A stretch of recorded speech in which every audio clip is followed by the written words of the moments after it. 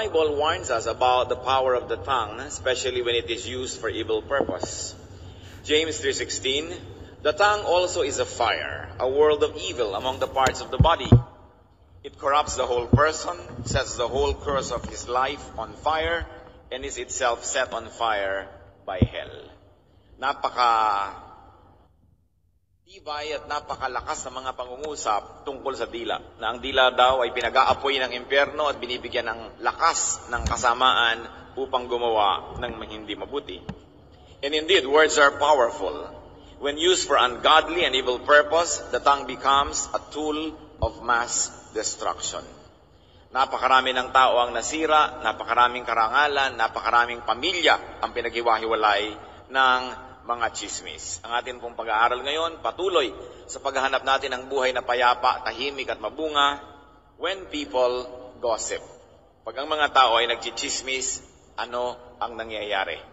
Ama namin sa langit, salamat kayo po'y nakatunghay sa dakong ito. Nawa kalugod-lugod sa iyo ang aming mga awit, sayaw. Ang dadali namin sa iyong mga handog, pati ang puso namin na ngayon ay inilalapit upang pagpalain niyo. Patawarin niyo kami, Panginoon, sa mga kasalanan namin. Wala ni isa sa amin na maaari magmalaki na kami malinis. Pakalinisin niyo po kami na inyong pagpapatawad at gawin niyo kaming karapat dapat tumanggap na inyong pagpapala. Mangusap kayong may kapangyarihan at nawa, Panginoon, palayain niyo kami. Papaglinawin niyo ang aming isip, bigyan niyo kami ng kaliwanagan. At sa ganon pakita namin ang mga kasamang idudulot ng mga pananalita na hindi uukol sa iyo. Turuan mo kami kayo maging tagapagsalita. Dalangin namin, Ama, sa pangalan ng iyong anak na si Jesus. Bakit nga ba ang mga tao ay mahilig magchismis? Kahit kung minsan kala mo machong-macho, walang kahilig-hilig, pero pag nag-umpisa na, talagang nakikinig din naman. Why do people gossip? Because corrupt hearts find gossip delicious.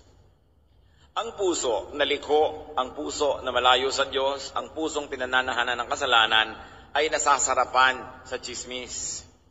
Proverbs 18, verse 8, the words of a gossip are like choice morsels. They go down to a man's inmost parts.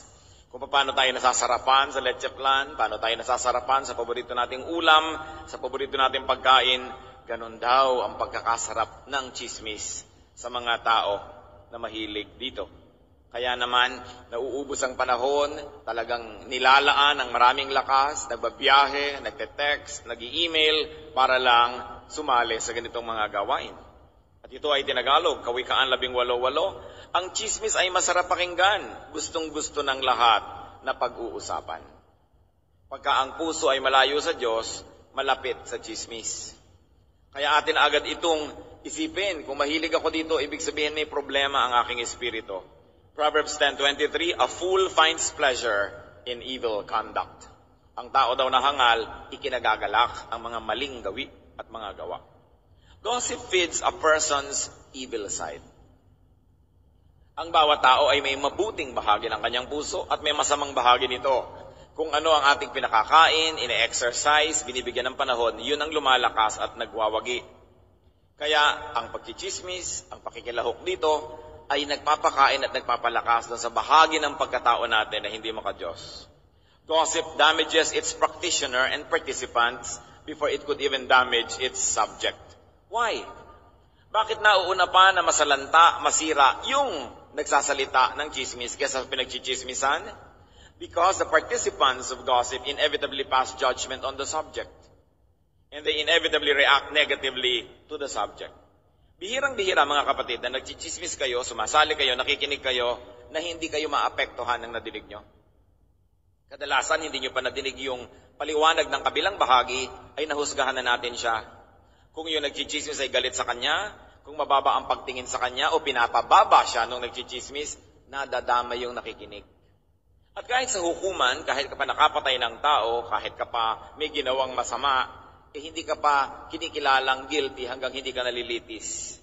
Pero sa hukuman ng chismis, walang judgment, walang fairness, walang justice, puro judgmentalism lang.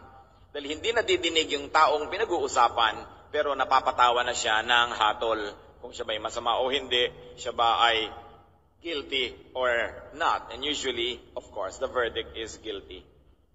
At bakit naman nadadamay at napapasama yung nagchichismis? Kasi nagiging judgmental ka. At isa yan sa mga pinagbabawal ng Panginoong Jesus, yung maging judgmental ka. Sabi, judge not that you be not judged. It is a challenge. When you hear a story or a gossip, chances are you will take the side of the storyteller.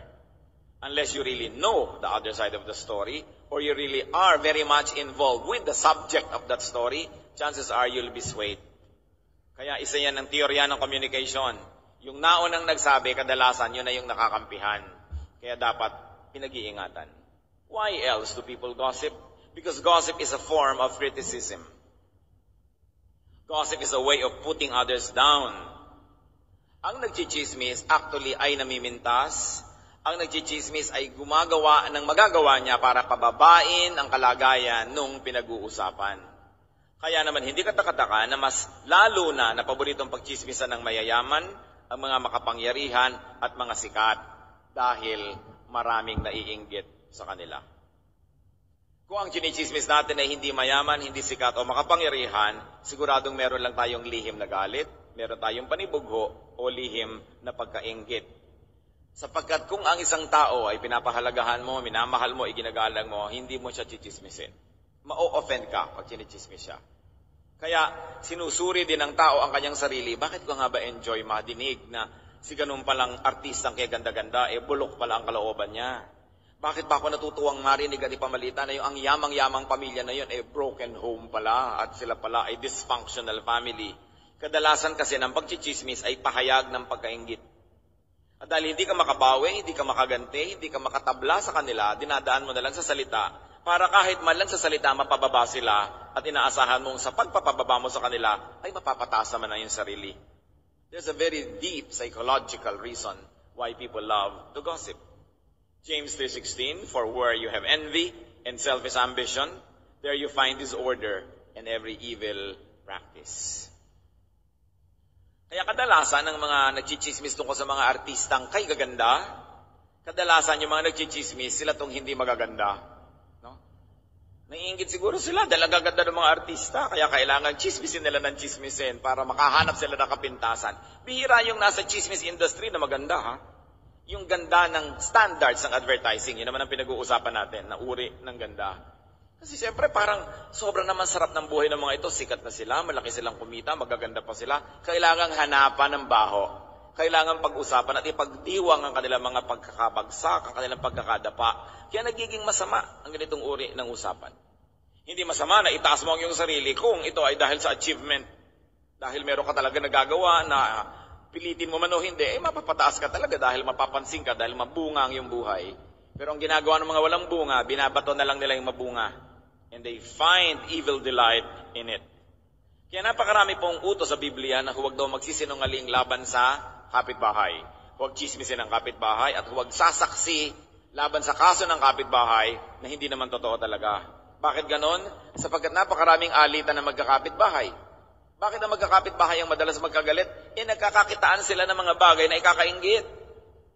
Mas maganda yung bahay ni kapitbahay, mas malaki yung TV, mas mabait yung asawa, mas matatalino ang mga anak, mas maraming damit, etc., etc. That's why there's a lot of animosity between neighbors, or among neighbors, because there's a lot of room for envy, because you see how they live, you see what they have, which probably you don't.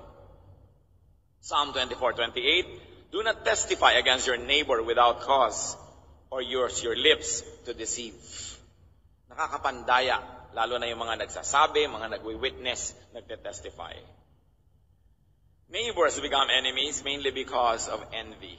And gossip thrives where there is envy. Kaya malakas ang chismis sa mga opisina.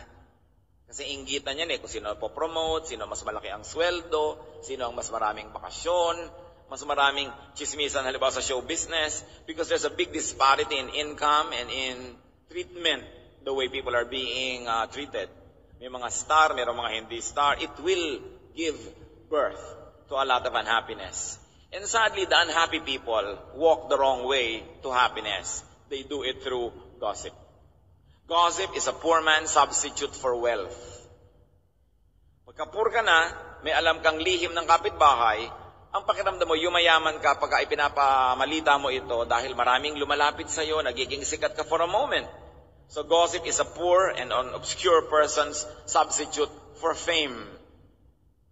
Hindi ka pwedeng sumikat dahil hindi ka makapag-artista, hindi ka tipong artista, chismisin mo na lang mga artista, sisikat ka na rin. Hindi ka makasikat dahil hindi ka magaling, labanan mo yung magagaling, buntalin mo sila nang walang kaabog-abog, madyadyaryo ka na rin. Makipag-away ka sa mga sikat at matatapunan ka rin ng kahit konting kasikatan. Gossip is a poor and a weak man's substitute for strength. But when it comes to words, brothers and sisters, we are made poor by what we say and rich by what we keep. Pag may alam ka ng mga masaselang bagay tungkol sa iyong kapwa, sa iyong karukhaan at kahirapan, na ipinamamalita mo yon. Kasi nawawalan ka na ng alam na exclusive, alam na rin ang lahat, so poor ka na. Pero kung meron kang alam ng mga masaselang bagay, lalo't mahalaga para ma-maintain ng isang tao ang kanyang dangal, ang kanyang productiveness, ang kanyang fruitfulness, at hindi mo ipinamamalita yon, you are made rich by keeping it. Kaya mga taong daldal ng daldal tungkol sa mga lihim ng iba, actually, hindi nila alam yung sarili nila ang kanilang ibinababa at ginagawang hamak. Proverbs 15:21, folly delights a man who lacks judgment. Pagka kulang ka sa katinuan, kulang ka sa katalinuhan, ikinatutuwa mo ang mga bagay na mali. Actually, gossip is a needy man's way to cry for help. Ang nagchichismis ay actually nagpapahalata na meron siyang pangangailangan. Sapagkat ang isang taong masaya sa kanyang sariling buhay ay hindi mag-aaksaya ng panahon na pag-ukulan ng pansin ang buhay ng may buhay. Whenever people gossip, they are saying, I am lacking, I am poor, I am needy. My life is not interesting, I have to think about other people's lives. I feel so low about myself that I just have to cut everybody around me so that I'll have an artificial sense of height. At yan po ang nararamdaman ng maraming tao. So dapat talaga tinutulungan yung mga nakikipag-chismis. Yung nagchichismis, iba talaga ang problema niyan, mas malalim. Dapat sila umiinom ng gamot, pero ang iniinom nila ay lason. Sapagkat habang nagchichismis sila, napapaaway sila, bumababa ang kanilang reputasyon, nagkakaroon sila ng mga kagalit, lalong lumalaki ang problema nila. Gossip mongers are people who have grave needs, but they mistakenly resort to poison instead of to good medicine. Pag ang tao ay nagchichismis, sinisira niya una ang kanyang sarili. At sino man ang nakikipagchismisan sa kanya, tinutulungan natin yung tao na yon na sirain ang sarili. To join them is to help them ruin themselves. Psalm 20 verse 7, some trust in chariots and some in horses, but we trust in the name of the Lord our God. Ang context ito sa gyera. Ang pinagtitiwalaan daw ng iba, mga sasakyan, mga kabayo, mga kagamitan. Pero ang pagtitiwalaan daw ng mga anak ng Diyos, ang Diyos mismo. So, yung mga hindi adequate ang buhay, ang pagtitiwalaan nila to hit below the belt, to hit negatively and wrongly, to gossip, to criticize, to complain, to rebel.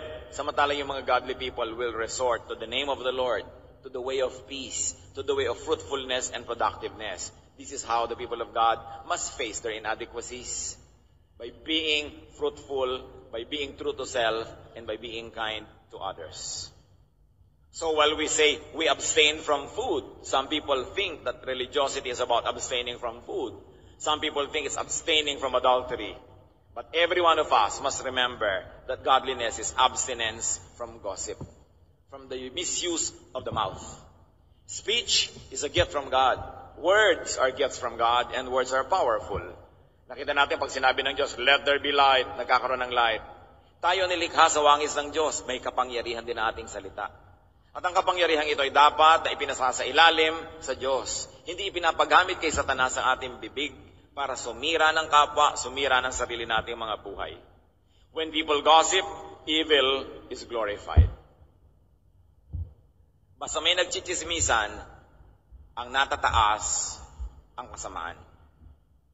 We privilege evil by indulging in gossip.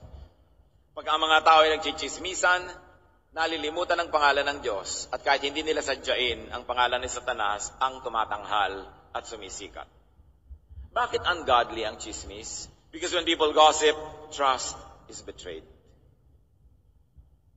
Halimbawa, ikaw ay person A, kilala mo si person B, may alam kang lihim niya, ibinunyag mo sa iba, You betray the trust. Hindi na magtitiwala sa iyo si person B kahit kailan. At lahat ng pinagkwentuhan mo, hindi rin magtitiwala sa iyo dahil ganyan ka pala, madaldal ka pala. Trust is betrayed. Proverbs 11:13, a gossip betrays a confidence, but a trustworthy man keeps a secret. Trust is sacred. Bakit sacred ang trust? Bakit banal na bagay ang pagtitiwala sa kapwa at pakikipagkatiwalaan? Because without trust, there will be no meaningful human interaction. There would be no meaningful human relations. Kung wala tayong pagtitiwala sa isa't isa, hindi magkakaroon ng matibay at magandang pakikipagkapwa. Kung di ka nagtitiwala sa tindera na yung tinda niya talaga ay kung ano ang sinasabi ng label, hindi ka bibili. Kung hindi ka nagtitiwala sa ahente na itinitinda niya sa iyo ay tama, hindi ka rin bibili.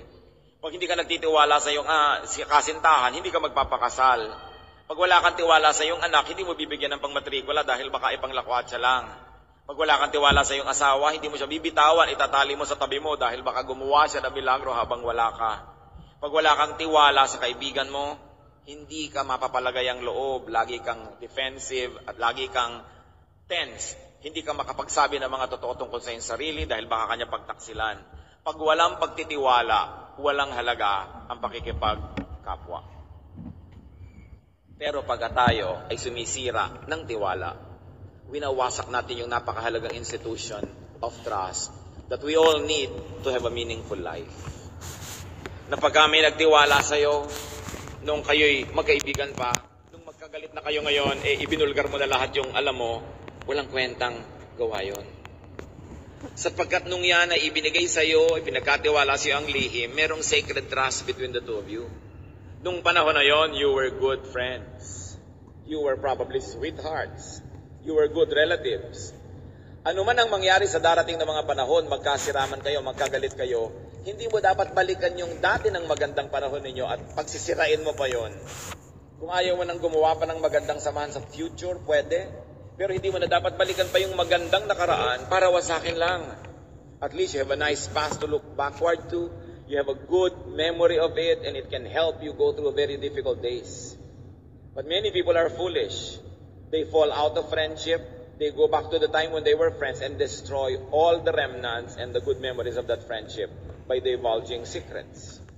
Sabi sa 1 Corinthians 4:2, now it is required that those who have been given a trust must prove faithful. Pag pinagtitiwalaan, dapat katiwa-tiwala. At sinabi sa Bible, a trustworthy man keeps a secret. So do not listen to a gossip. Do not be an audience to someone who reveals other people's secrets. Do not listen to someone who betrays trust. Whether or not what is being said is true. Pag may nagdadadaldal na tungkol sa reputasyon ng iba, lalo't lalo yun ay may kinalaman sa trust, na nalaman lang niya naman nung araw kasi pinagtitiwalaan siya, oras na yan ay sinira na niya, ay huwag kang makikinig sa kanya. Maski pa nga totoo ang sinasabi. Kasi totoo lang yung sinasabi, pero masama ang intensyon. At masama ang pagkatao. Such is not a good man. And you become a partner in crime simply by listening. Totoo o hindi ang ipinapamalita tungkol sa kapwa, ang dapat natin tinitingnan, malicious ba? Self-serving ba ang motive? Bakit nagsasalita? Kung nung araw, pinagdadadaya ka ni Kumpare 1, tahimik na tahimik si Kumpare 2, at matapos ang ilang taon, sinasabi sa ni Kumpare 2, alam mo si Kumpare 1, dinadaya ka niya ilang taon na. Kahit totoo yun, itatanong mo rin sa sarili mo, bakit sinasabi mo sa akin? Nung araw, hindi mo sinasabi, tapos ngayon sinasabi mo. So hindi mo naman sinasabi yan dahil meron kang pagmamahal sa akin hindi naman dahil may malasakit ka. Sinasabi mo yan dahil magkagalit siguro kayo ngayon, gusto mo kung makakampi, magalit din ako sa kanya. So evil din yung motive, kahit totoo ang balita. Sinasala natin ang ganyang mga bagay. Proverbs 20 verse 19, a gossip betrays a confidence, so avoid a man who talks too much. Sino daw ang iiwasan ng isang taong masyadong maraming sinasabi? Ngayon, hindi lang yung dami ng salita. Yun ding maraming topic na pinag-uusapan samantalang hindi na dapat pag-usapan. Talking too much is not about just the volume and the quantity of words said, but the repertoire. It's also about the topics being discussed. Dahil may mga bagay na hindi na dapat pag-usapan kahit pa nga totoo. Kung halimbawa ang nanay nyo, once upon a time nadapa, nagkamali at nagtaksil sa tatay nyo, gusto nyo ba pag-usapan yan tuwing may family reunion? Totoo naman ha, pero pinag-uusapan ba yan ganyan mga bagay? Meron kang kapatid na iniisip mo, siguro hindi namin to kapatid, anak siguro to sa labas ng nanay ko nung 3 taon siyang nawala. No? Pag-uusapan nyo ba yun? Kahit totoo, may mga bagay na hindi tinitingnan. Pag nakakita ka ba ng mga dumi ng hayop at kung ano-ano sa kalye, tititigan mo ba yan? Pag may na-aksidente, lumumulwak-bulwak ang utak at mga bitu-bitu ka, tititigan mo ba yan? Nakakapagtaka, may tumititig pa, kinukuhanan pa ng picture. Hindi naman sila yung press. Why? This is no longer edifying. This is no longer a godly thing to do. May mga bagay na tinitingnan, may hindi. May bagay na iniiwasang marinig, kahit pa nga totoo. Dahil nakakapagparumi ng tainga, nakakapagparumi ng isip, at nakakasira tungkol sa pinag-uusapan. So avoid the gossip. Avoid listening to gossip. May mga kinukwento ang isang tao, tapos pumupunta na sa mga gossip. Ay, teka muna, parang change topic tayo, iba na yata yan. Hindi natin dapat payagan na ang tenga natin ginagawang basurahan ng maraming chismis. When people gossip, good relations are destroyed. Yan ang number 1 destroyer ng friendships mga kadaldalan.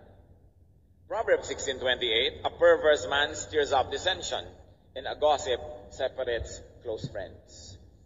Gaano karami ng mag-asawa ang nagkalayo ang loob o naghiwalay dahil sa mga chismosong kamag-anak? Gaano karami na ng mga pamilya ang napagwatak-watak ng matatabil na dila? Pati magkakapatid sa church, nagkakalayo-layo ang mga loob dahil sa mga chismis-chismis. Gossip separates friends and colleagues. Pag naniwala ka sa isang chismoso, lumalayo ang loob mo doon sa pinag-uusapan, ibig sabihin, doon ka lumalapit sa chismoso. Dati may kaibigan ka, malapit ang loob mo, darating si chismis, lumayo ka kasi dito ka lumapit sa kabila. Parang simpleng arithmetic lang kailangan mo para maisip mo na, teka, kanino ko ba ilalapit ang loob ko? Sa dati ko ng kaibigan na tumutulong sa akin, nakikipagtulungan sa akin, o dito kay chismosa na naninira? Pero oras na nagtagumpay siya, lalayo ang loob mo. Doon sa dati sana ay minamahal mo, pinagtatanggol mong tao. Is it good for you na mangyari yon? Dapat analytical tayo sa ganyang mga bagay. Participants in gossip inevitably take sides.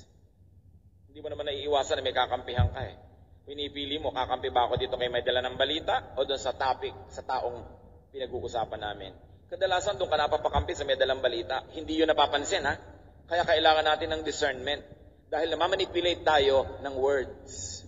The words of a gossip can manipulate even our loyalties. When people gossip, evil is promoted. Now, what is evil about gossip? First of all, the content. The content of gossip promotes evil. Because usually, gossip is falsified. Bihirang balita ang totoo. Kadalasan yan binabaluktot. Gossip is usually magnified, exaggerated, dramatized, controversialized para bumenta. Siyempre, ang chismosa, pag pumunta sa'yo, may hangos-hangos, arte-arte, dramatic, para ka makinig.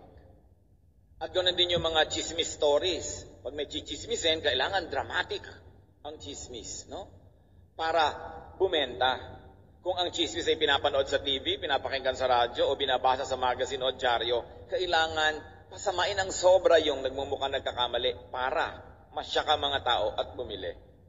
Sabi ni Balagtas sa Florante at Laura, bihirang balita'y magtapat, magkatotoo may marami ang dagdag. Dahil talaga ang nagbabalita, nagdadagdag yan ang kanyang point of view. At kung galit siya doon sa pinag-uusapan, papalabasin na rin niya yung lahat ng galit niya, idadagdag niya mga additional asido at lason sa kwento. Because stories are made to suit a purpose, and usually to hurt, to destroy, to judge. 1 Timothy 5:13, tungkol sa mga mahilig magkwentuhan ng ganito, they get into the habit of being idle and going about from house to house. And not only do they become idlers, but also gossips and busybodies, saying things they ought not to. Ito daw yung mga chismosa, lipat ng lipat, bahay-bahay, kapit-kapit-bahay, office-office, table-table, at mga sinasabi ang mga bagay na hindi dapat pag-usapan. Hindi dahil lang sa content, kundi dahil din sa intent, sa intention. Ngayon, dumali na ang chismis. Hindi mo na kailangan magpalipat ng bahay-bahay. Text, ipass mo lang. Email, ilagay mo lahat ang gusto mo. Forward to, copy furnished. Sa internet, ang bilis-bilis magkalat ng chismis. Kaya ang mga tao na may pagiging disente, ang tao na may pananalig sa Diyos, hindi ka pass ng pass. Forward ng forward. Pag may nakita kang news, dapat yon sa'yo na, ilibing mo na. Lalo't pangit, chismis, nakakasira sa kapwa. Bakit mo ikakalat? Ikakalat mo lang kung ang kaligtasan ng sangkatauhan ay nakataya. Halimbawa, sasabog ang bulkan, sabi ng mga volcanologists, pwede mong i-forward yung news para makapag-ingat yung matatabunan ng lahar. Pero yung ay buntis ang anak ni Kumare, ba't kailangan mo ipadala yan? Gagastos ka pa sa text mo para lang maraming makaalam na buntis pala ito.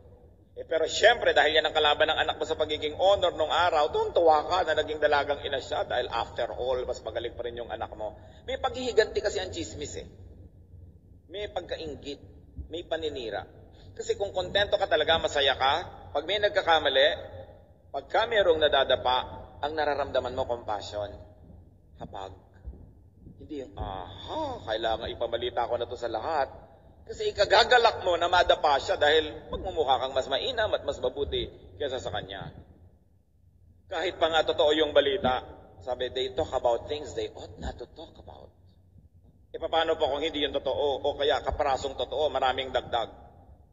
If the content of gossip can be evil, the intent of gossip can even be worse. It promotes evil. Ano bang intensyon? Gusto mong sabihin, bakit mo ako dinadalhan ng ganyang balita? Bakit mo ikinukwento sa akin yan? Anong gusto mong mangyari? Galit ka siguro doon sa tao na yon, magalit din ako. Inggit ka siguro doon, so gusto mong siraan sa akin. O kaya gusto mong makuha yung kanyang pribilehiyo, matanggalan siya ng pribilehiyo, sa'yo lumipat, kaya mo siya sinisiraan. Mga kapatid, yung may nagdadala sa atin ng balita, huwag niyo susuriin lang yung laman. Totoo ba o hindi? Susuriin niyo rin, bakit sinasabi? Lalong-lalo na kung ang tagal-tagal na, nung araw dinaya ka niya, nung araw ganitong ginawa niya, tapos ngayon lang sasabihin sa'yo, lumipat ang 6 na buwan, 1 taon, 2 taon, kasi nung araw siguro kasama siya. Ngayon, hindi na siya kasama, kaya gusto na niyang ipahamak ito. Don't be manipulated by such evil intentions. Proverbs 16 verse 2, all a man's ways seem innocent to him, but motives are weighed by the Lord. Sinusukat, tinitimbang ng Diyos yung motibo ng tao kung bakit niya ginagawa ang isang bagay. Bihira naman kasi sa nagchichismis, yung sasabihin, ang sama ko, nagchichismis ako. Usually, manhid siya doon. Akala niya okay siya. Pero ang sabi nitong verse, yun lang ang akala mo, innocent ka. Pero tinitimbang ka ng Diyos. Ang agenda ng mahilig magchismis, manakit, manira, sumira. Wasakin ang katotohanan. At siyempre, ano ba yung pain sa isda? Para mo mapakagat yan, kailangan meron kang bulate, meron kang ipapakain sa kanyang konti. Kaya ganun din, magpain ng mga chismoso. May konti ring totoo na ilalabas. At yun ang kaakit-akit sa'yo, pero ang lahat na pala ay bitag na lang at dagdag. 1 Chronicles 28:9, for the Lord searches every heart and understands every motive behind the thoughts. An assault on the truth is an assault on God because God is truth. So nagiging paglaban mismo diretso sa Diyos, yung pagchichismis, kasi yan ay nagpapairal ng kasinungalingan o ng half-lie and half-truth. Remember, a half-truth is also a half-lie. Kaya hindi pa rin yan tinatanggap kahit half-truth siya. When people gossip, the ears of the hearers and the mouths of the talebearers both get polluted. Nadudumihan ang nakikinig, nadudumihan ang nagsasalita. Meron sa atin sobrang mga pihikan. Hindi mo makain ang prutas na nalandingan ng langaw. Okay. Hindi mo makain yung hot cake or pancake na nalaglag sa lupa, natapakan ng mga naglalakad, nagpagulong-gulong, ayaw mo nang kainin. Sige, ayaw mong pumasok sa katawan mo yung marumi. Pero oras na nagchichismis ka, mabuti pa, kainin mo na yung pancake. Kainin mo na, hindi lang yung prutas, pati langaw. Kasi sabi ng Panginoong Jesus sa Matthew 15:11, what goes into a man's mouth does not make him unclean. But what comes out of his mouth, that is what makes him unclean. So sabi ng Panginoong Hesus, hindi mapaparumi ang espiritu ninyo ng anumang lululunin ninyo. Ang nagpaparumi sa espiritu ng tao, yung salitang lumalabas sa kanyang bibig. Hindi yung pagkain pumapasok dito. So sobra na ironic na may taong ang selan-selan, hindi makakain ng marumi, pero kayang-kayang makipagchismisan. Mas masahol yon, mas marumi yon sa paningin ng langit. What we say and what we repeat can make us unclean in the eyes of heaven. Matthew 12:36-37, again the Lord Jesus speaking. But I tell you that men will have to give account on the day of judgment for every careless word they have spoken. For by your words you will be acquitted, and by your words you will be condemned. Binibilang daw ng langit ang bawat salitang namumutawi sa ating bibig, at ito'y ating ipagsusulit sa araw ng paghuhukom. We will be accountable for every careless word we speak. And careless doesn't only refer to what is false. Careless may also refer to what is true, but should not be said at the moment, should not be said in that occasion, or should never be said at all. Careless pa rin yun. Salita na pwede mong magamit ang mas magandang korte, tapos binibitawan mo sa mas pangit na korte ng pananalita, it's still carelessness. And we will be responsible for hurting people's feelings. Kahit totoo, nakakapagparumi ng espiritu ang mga salita na binibitiwan ng wala sa lugar, o kaya hindi dapat bitiwan. When people gossip, reputation and feelings are damaged. Therefore, God is offended. Mahal ng Diyos ang bawat tao. Kahit yung taong nagkamali, nadapa, nagkasala. Kahit ang tao na matigas ang ulo. Kahit ang taong paulit-ulit na nagkakamali, mahal pa rin yun ng Diyos. At para yan pag-usapan, husgahan, hatulan, yan ay dinaramdam pa rin ng Diyos. At lalo naman yung dinaramdam, kung ang humahatol, nag-uusap, at sumasakit sa kalooban nung nagkakamali, supposedly mga anak ng Diyos, mga Kristiyano who should know better, nagiging doble ang krimen. Kung may pinag-uusapang masamang tao, tas ang nag-uusap supposedly yung mabubuting tao, kung may mabuti nga. Kaya dapat nating tinitingnan ang ganitong mga bagay. Hindi tayo pwedeng manakit ng kapwa na hindi nasasaktan ng Diyos sapagkat mahal niya ang bawat tao. Psalm 52 verse 2, your tongue plots destruction. It is like a sharpened razor, you who practice deceit. Pandaraya. Deceit in content, hindi totoo, and deceit in intent, totoo, pero masama ang balak, kaya sinasabi yung totoo. Gustong manira, gustong gumiba, gustong makapanaig. Now, how do we deal with gossip? Paano tayo makikitungo sa chismis? First of all, do not start it. Huwag kayong magpapasimula. Sarili ninyo na lang iniisip nyo. Kung hindi ikakaligtas ng sangkatauhan mula sa panganib na totoong-totoong nandyan, shut up. Keep quiet. Leviticus 19:16, do not go about spreading slander among your people. Huwag kang magkalat ng mga nakakasirang puri. Colossians 3:8, but now you must rid yourselves of all such things as this, malice, slander, and filthy language from your lips. Tigilan daw ang pagsasalita ng mga maruruming mga salita. Now, filthy language doesn't only deal with dirty four-letter words. Dirty language can be said in the most polite terms, but actually topics that are destructive to others. Pag sinabi nating maruming salita, hindi lang mga mura, hindi lang yung mga walang kwenta, mga pananalita. Pwede kang gumamit ng matatayog, magaganda, mabubulaklak at mababangong mga salita. Pero pag ang topic mo pa rin, ang ikasisira ng kapwa, marumi pa rin yun. Pinag-iingatan. Psalm 34:12-13 teaches us the secret of a peaceful life. Whoever of you loves life and desires to see many good days, keep your tongue from evil and your lips from speaking lies. Gusto nyo ng magandang hinaharap, gusto nyo ng payapa, tahimik na buhay, sabi, iwasan na sumali sa mga hindi dapat salihang mga usapan. Itikom ang bibig. How else do you deal with gossip? First, you don't start it, and you do not listen to it. Huwag makinig. May karapatan kayo magsabi sa chismosa, teka, okay lang yung usapan natin kanina, recipe ng inihaw na talong, pero ayaw ko nang pag-usapan pa yung kapitbahay natin. So, change topic. Dapat marunong tayong tumanggi na ganon. Psalm 120 verse 2, Save me, O Lord, from lying lips and from deceitful tongues. And let me repeat, deceit is not only in the truthfulness of the message, but also in the evilness of its intention.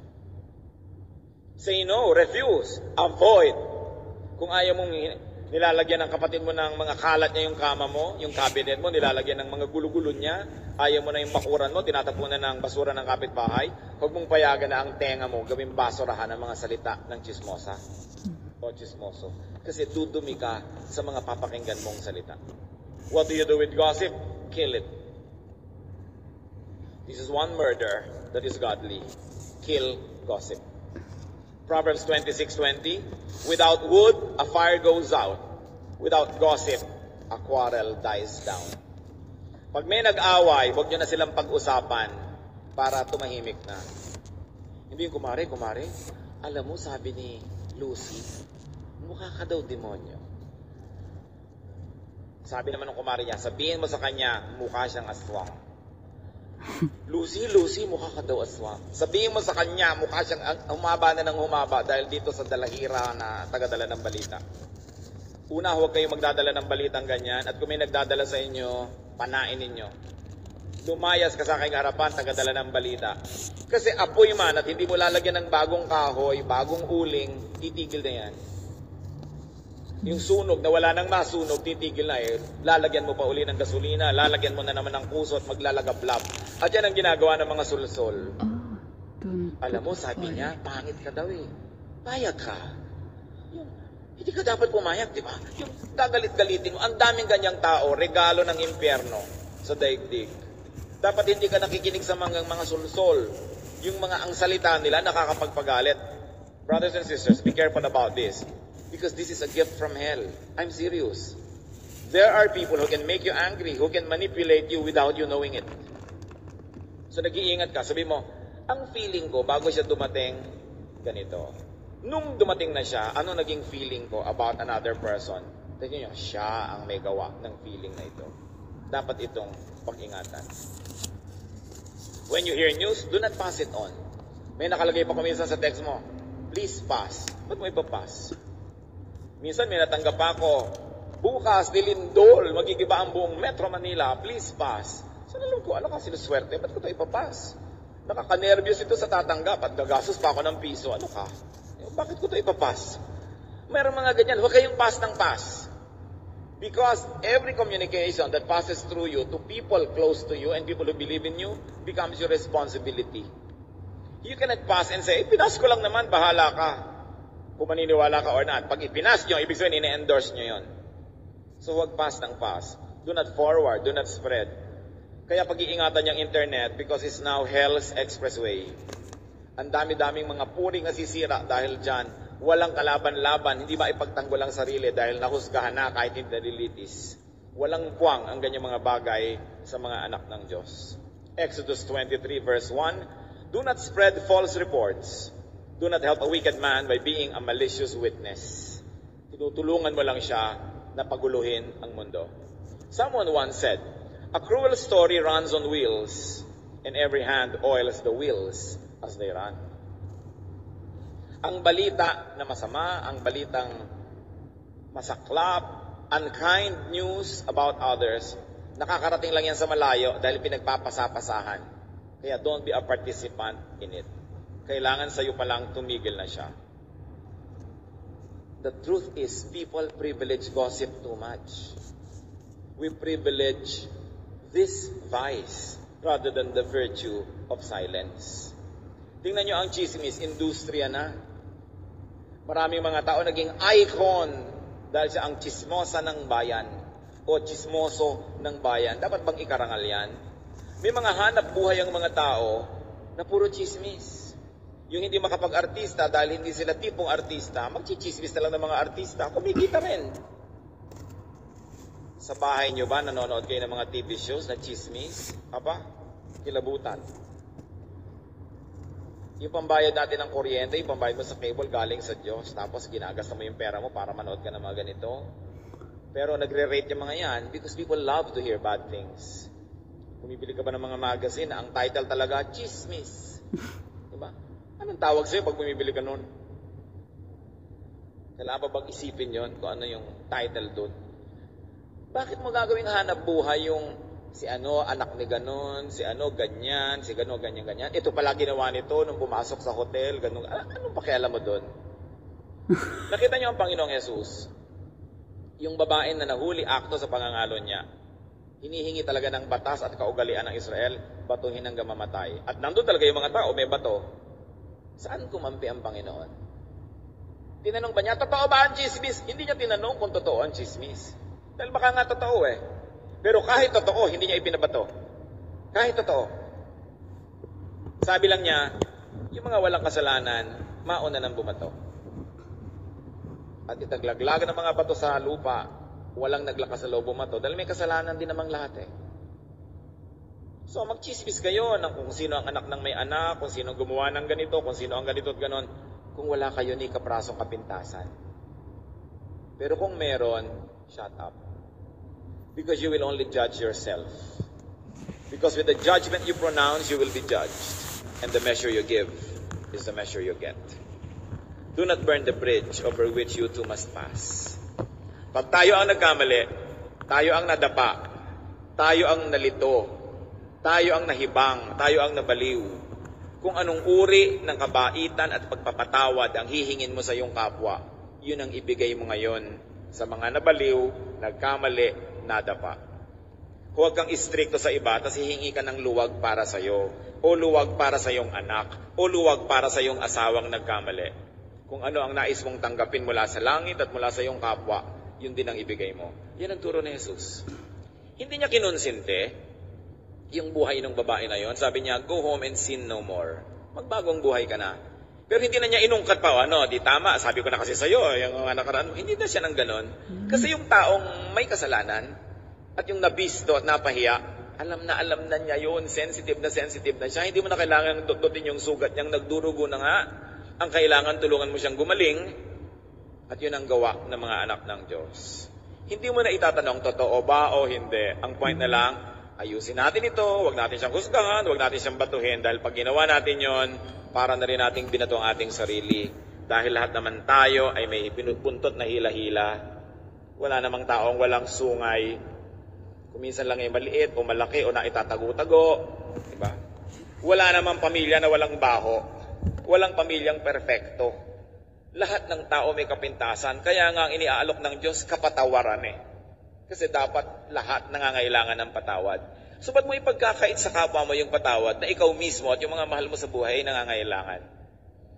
Ang nanay mo halimbawa, nagkamali, gusto mo ba pag-usapan ng barangay? Kung ayaw mo yon, huwag kang sumali sa usapan tungkol sa nanay ng may nanay.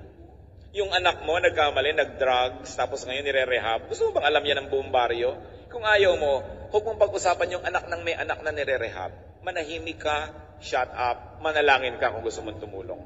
Ito dapat ang mga anak ng Diyos. Kung minsan nalilito tayo tungkol sa identity natin, nakikiuso tayo sa sanlibutan, hindi mo na malaman kung tayo nga ba ay mga maka-Diyos o hindi. Kasi sumasali din tayo sa ganitong mga kahibangan. One mark of a true Christian is not his strictness, not his judgmentalism, not his legalism, but his capacity to forgive and to help those who fall. Yan ang halimbawa na iniwan ni Jesus na dapat nating laging tingnan bilang modelo. How do you deal with chismis? Do not promote it. Do not add to it by garnishing it. At kung kailangan talaga na sabihin mo sa kapwa mo dahil warning mo yun sa kanya para hindi siya mapahamak, huwag mong dagdagan. Stick to the basic facts. And do not add to it by commenting on it. Pag nagbigay ka ng balita lang, huwag editorial. Huwag mo nang idagdag ang iyong opinion. Ngayon, may mga chismis. Kuminsan, makalat-kalat dyan. What do we do? Do not dignify a gossip by entertaining it. And do not dignify a gossip by reacting to it. Do not dignify a gossip by giving a forum to its promoter. Kadalasan naman, yung mga nagbabalita at nagchichismis, gusto lang nilang sumikat. Gusto lang nilang madinig. Gusto lang nila 3 seconds of fame. pag nag-chismis sila at pinagbigyan mo, pag nagtanong sila at sinagot mo, pag may sinabi sila at nag-comment ka, you're actually giving them another chance to speak again. Binibigyan mo lang sila ng entablado. Binibigyan mo lang sila ng mic. How will you kill chismis that way? So deprive the gossip monger of any forum, of any pulpit, deprive him of any limelight or stage para matahimik na siya. Pero pag pinatulan mo, iniimbita mong magsalita siya uli. So pag may nagsabi, totoo ba na ikaw si Darna? Sabi mo, no comment. Tapos ang kwento. Sabi mo, totoo ba na ang anak mo ganon-ganon? No comment. Pero sabi mo, ano? Sino may sabi niya? Mamaya, mayroong makokot na naman sa'yo. Kakalat uli. Most of the time, silence is the best answer.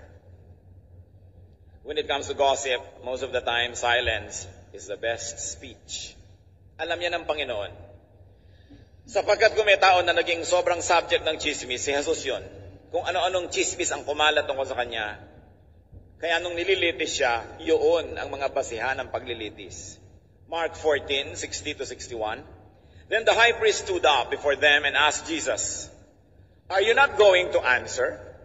What is this testimony that these men are bringing against you?" In other words, the high priest was asking Jesus, totoo ba ang chismis?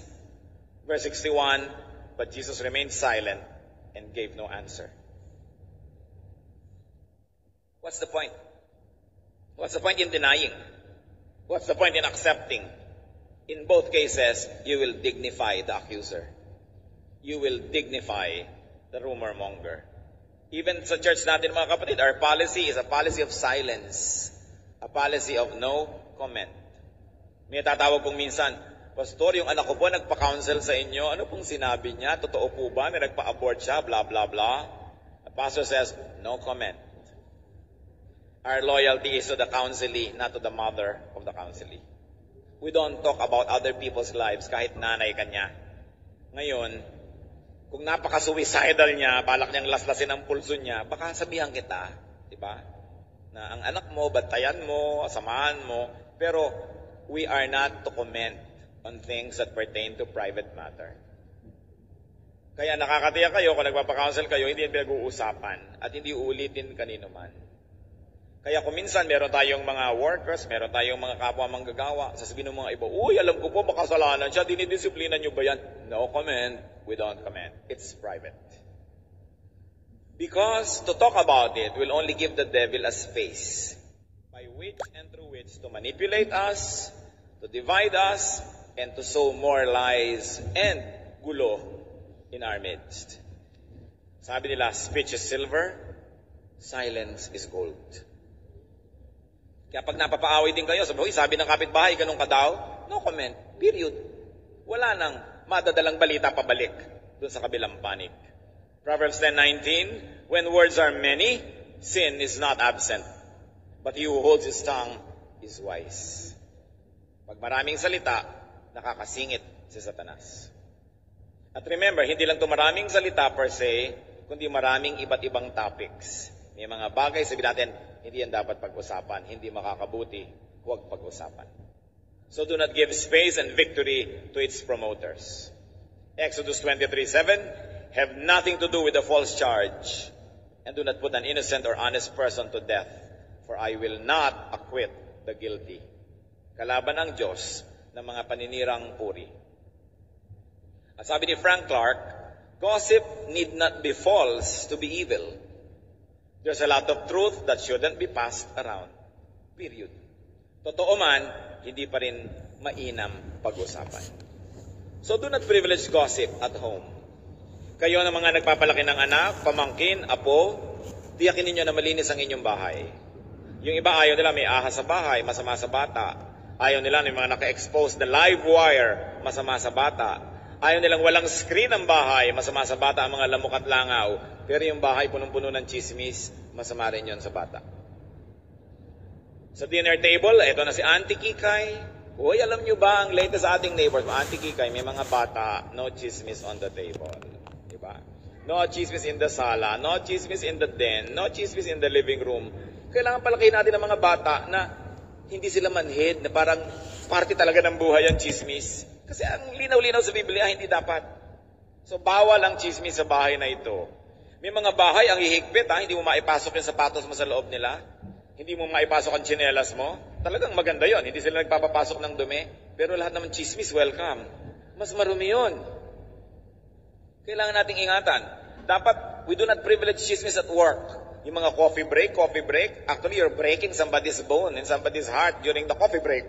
Dahil may pinag-uusapan ka, lalo yung na-promote pala si chismis ang kotakot-takot. Kanina kasi yan ang boss, chismis ang kotakot-takot. Nasira na ang puri ng mga tao because we privilege gossip in our culture.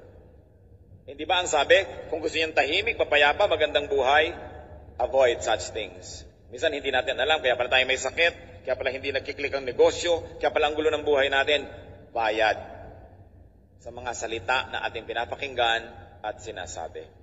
Do not privilege gossip anywhere, and especially, do not let modern technology be a tool of Satan. Gamitin lang natin sa mabuti ang technology, huwag sa ganyang mga masasamang bagay. Importante. Marami siguro sa atin na biktima na niyan, o hanggang ngayon nabibiktima pa, o manghal natin sa buhay. Brothers and sisters, we must minister to the victims of gossip. Kita lang natin yung biktima ng lahar, biktima ng bulkan, biktima ng earthquake, biktima ng bagyo, yung mga biktima ng chismis. Kitang-kita natin yung babatuhin yung babae ng bato. Pero ngayon, ang pambato na ng tao, hindi na ganung literal na bato. Salita. Marami tayo kumisang binabato. Nararamdaman din natin kumisang tayo yung tinatamaan ng mga bato. Yan ang ating gawing pamantayan, to be sensitive to these things. Na hindi tayo nang babato ng kapwa, hindi tayo pumapatay ng kapwa through our words. At napakahalaga, maging sensitive tayo sa mga victim. Let's minister to them. But not by asking them, kawawa ka naman, pinagchichimisan ka, totoo ba? No, but just be silent and be supportive. There is such a thing as ministry of silence and ministry of presence. Pag alam mo yung isang tao, bugbog na, hirap na, nandun ka lang, nagsusupport ka lang without saying anything, ramdam din niya yon. And it's a beautiful Christian ministry. Pray for targets and victims of gossip. As we have said, usually, ang mga target dyan, number one, mga powerful, famous, visible, mga objects of envy. Sabi ni Jose Rizal sa Noli Me Tangere, ang matatayog na puno ang pinupuntirya ng kidlat. Kaya mga heads of state, mga pinakasikat na artista, heads ng mga kumpanya, department heads, mga spiritual leaders, mga object yan ng mga chismis. Kasi syempre, Satan wants disorder. Satan doesn't want prosperity and organization. So una niyang gustong sirain ang mga namumuno. At kung gagawin niya yon through salita, gagawin niya talaga yon. Kaya dapat natin na ipinananalangin ang mga nakakataas sa atin, ipinagtatanggol sila sa mga chismis, totoo man o hindi, sapagkat pag sila'y nasaktan at nasira, nadadamay din tayong lahat. Kaya sabi nga ni Lord, si Satan, ang una niyang pupukulin yung leader ng flock para magkawatak-watak yung mga flock. So there's a lot of opportunity for those who are visible to be the targets of this kind of things. Mas lagi tayo nagiging supportive and we pray a lot. Sa atin ding pamilya, minsan meron tayong kamag-anak na nagiging object ng chismis. Ang tendency natin, sumali pa sa mga chismosa, makikondemn dahil napapahiya tayo. Pero kailan pa kayo magpapakapamilya? Kailan pa kayo magpapakaama o ina, magpapakapatid kung yung mismong kapamilya ninyo nachichismis? Tapos nahihiya kayo, i-disown ninyo, doon kayo kakampi sa mga sumisira sa kanya. Ganun ba dapat ang pamilya? Ang pamilya kasi, ang relasyon natin, irrevocable. For better or for worse, magkakamag-anak tayo, pamilya tayo. So kung meron tayong kamag-anak, lalo member ng immediate family mo na nasasalanta ng mga salita, chismis, ganyan-ganyan, demolition jobs. The good, the humane, and in fact the godly way is to be protective and nourishing, to be forgiving, and to be kind. Kung meron kang lesson na ituturo, later na, pag nakarecover na siya, pero habang siya ina-attack, binabato, dapat natin siyang tulungan. Huwag ka nang sumali pa sa nakikibato para lang patunayan na malinis ka, kaya ikaw din babato. Ang pamilya dapat walang patakarang pagtanggap, walang patakarang pagmamahal. Kaya nilikha ng Diyos ang pamilya. At kung inuutos sa Biblia ng mag-asawa, hindi dapat maghiwalay. Kasama lahat yon. Magtutulungan kayo sa hirap at ginhawa. Sa tama at mali, you will be supportive. Not supportive in doing wrong, but support those who have done wrong to correct their lives and to recover and to be well again.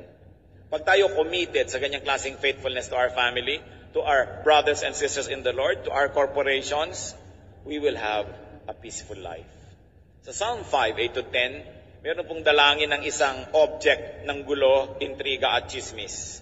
At si David, lagi naman siya nagiging subject niyan kasi nga king siya, controversialized in many ways. Sabi niya, lead me, O Lord, in your righteousness because of my enemies. Make straight your way before me. Not a word from their mouth can be trusted. Their heart is filled with destruction. Their throat is an open grave. With their tongue they speak deceit. Declare them guilty, O God. Let their intrigues be their downfall. Banish them from their many sins, for they have rebelled against you. Sabi, ang mga bibig nila, ang mga lalamunan nila ay mga libingan. Pag nagsasalita sila, may namamatay. Sabi, declare them guilty, O God. What they're doing is a rebellion against your truth, against your goodness, against your holiness. Gossip is cruel. It is not of God. It is never helpful. Never be a participant. And if you're a gossip victim, God is our comfort. God is our fortress.